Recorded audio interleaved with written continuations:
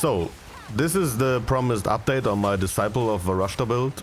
In the background you can see footage of me completing the final Corrupted Nexus on a fully juiced T15 map with Corruption and Irradiated modifiers, which means it's effectively +2 levels. On top of that, the boss at the end also gets another +2 difficulty modifier from the Atlas tree.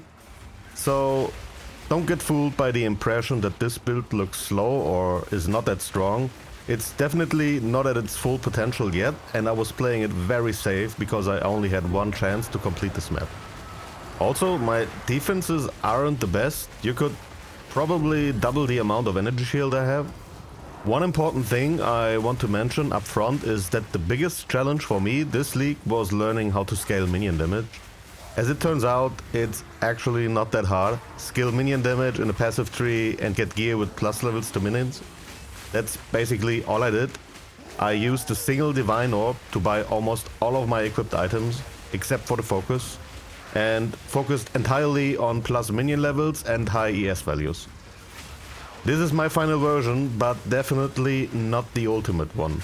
I'm not using level 20 skill gems yet, my gear isn't perfect, and I think there's still some potential in the support gems I'm using here. I was able to kill the Arbiter of Ash with this build. It was definitely a challenge, but it was also very epic and intense. If you want to see that fight and hear my personal thoughts on the fight in general, make sure to watch until the end. I also created an updated mobilitics guide for this build. So if you just want to copy exactly what I'm using here and what clearly works to a certain degree, you can find all the information there. The link is in the video description. But without further ado, let's get right into it.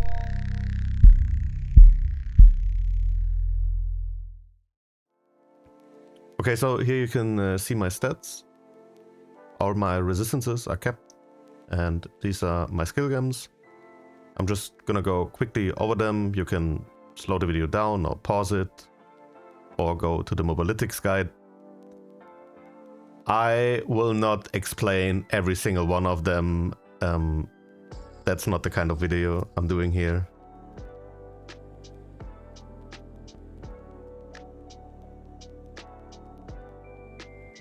So this is the passive tree, the ascendancy skill nodes you take.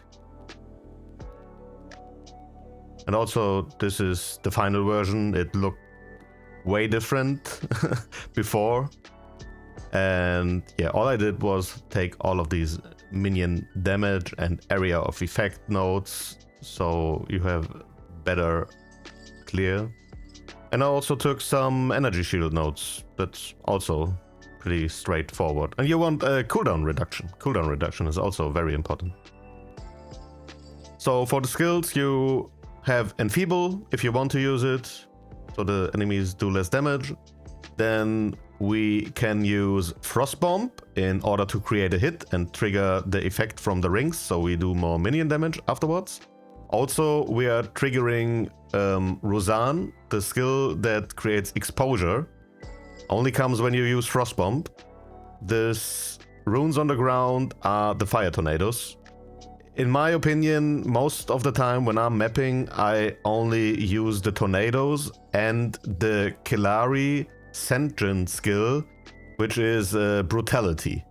So basically what you see here, I place the traps, I use brutality. I use traps and brutality. This way you should be able to clear most of the enemies, and if there is a rare enemy or boss, you just use the other Sand skill, which is Killari's Deception, which makes it so that the Sand Djinn is exploding. So if you want to do even more damage, you use first both charges of Killari's Brutality and immediately after use Killari's Deception.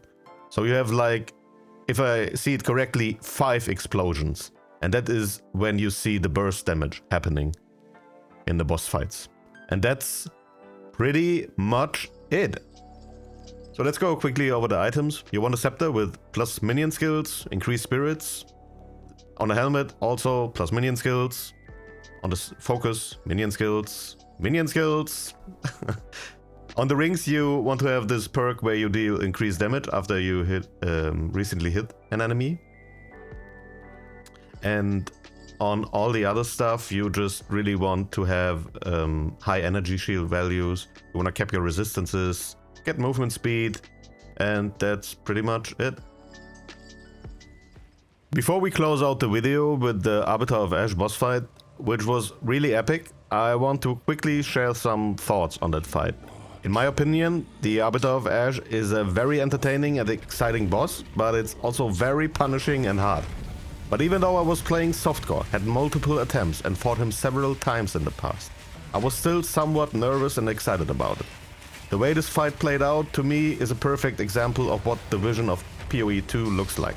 Like I said, I wasn't at full strength when I fought him. I could have had more defenses and more damage, but actually having to fight the boss properly, learn the mechanics and execute them made the fight both challenging and very satisfying. I totally get why this fight can be incredibly frustrating in hardcore, and honestly I don't know if I'll ever manage to beat him there, but that's definitely a long-term goal for me. That's pretty much everything for this build. This Ascendancy is very fun. If you enjoyed this video or this build, please consider subscribing to the channel. Feedback is always appreciated, and I'll see you in the next one.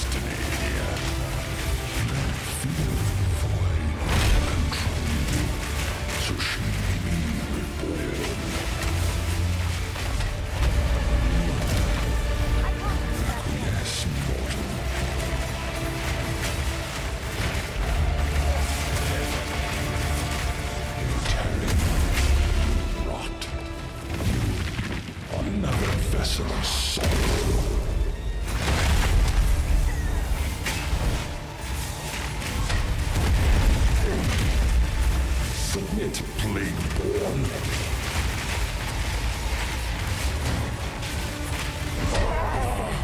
Your duty is over.